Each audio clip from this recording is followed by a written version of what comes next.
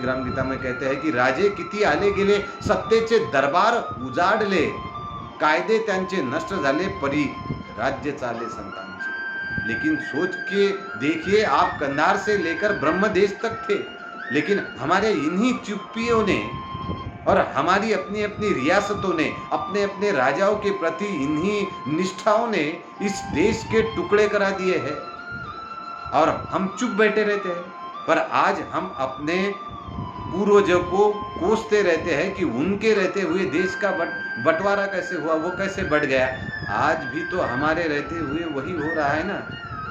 दुष्यंत कवि का एक शेर मुझे आज भी याद आता है, रहनुमाओं की अदाओं पे फिदा है दुनिया, इस बहकती हुई दुनिया को संभालो यार। प्रधानमंत्री मेरे भी है, गृह मंत्री मेरे भी है ना, पर सिर्फ सदन में बोलने से काम नहीं चलेगा। बाहर हमारी प्रतिक्रियाएं हमें दिखानी होगी। हमारा एक भारत का बेटा जासूसी के आरोप में पाकिस्तान में पकड़ा जाता है, झूठे आरोप में उसको कैद कर लिया जाता है, कर लेते हैं। हम बाहर चिल्लाते हैं, फेसबुक ट्विटर पे कमेंट करते हैं पाकिस्तान के खिलाफ। हम अमेरिका को कहते हैं कि आप पाकिस्तान को आतंकवादी देश घोषित कर दीजिए। पर मैं भारतीय शासन व्यवस्था से पूछता हूं कि क्यों आपने क्यों नहीं घोषित किया अब तक। पहले आप पाकिस्तान को पहले आतंकवादी घोषित क्यों नहीं कर सके? कर दीजिए सबसे पहले बैठिए पार्लियामेंट में आप सब लोग और उनको घोषित कर दीजिए पाकिस्तान को। लेकिन आपने तो उसे मोस्ट फेवर्ड नेशन का बिजनेस स्टेटस दे के रखा हुआ है ना। कलेजे पे हाथ रख के बताइए, आप में से कितने लोग हैं जो पाकिस्तान में से प्याज नहीं आया तो भूखे मर जाएंगे? आप में से कितने लोग हैं जो पाकिस्तान से कपास नहीं आया तो ठंड से मर जाएंगे? और मैं तो कहता हूं अगर मरते हैं तो लोग मर जाए, क्योंकि हम महाराणा प्रताप की कहानियां पढ़कर बड़े हुए लोग हैं, जहां लोगों ने घास की रोटियां खाकर अपने स्वाभिमान, अपनी स्वतंत्रता की रक्षा की है। क्या हो जाएगा इन प्रतिबंधों से? अगर प्याज कपास नहीं आएगा तो ऐसा क्या प्रलय मच जाएगा हमारे देश में। राष्ट्र संत जी ने 50 साल पहले हमें सावधान किया था इस बात के बारे में।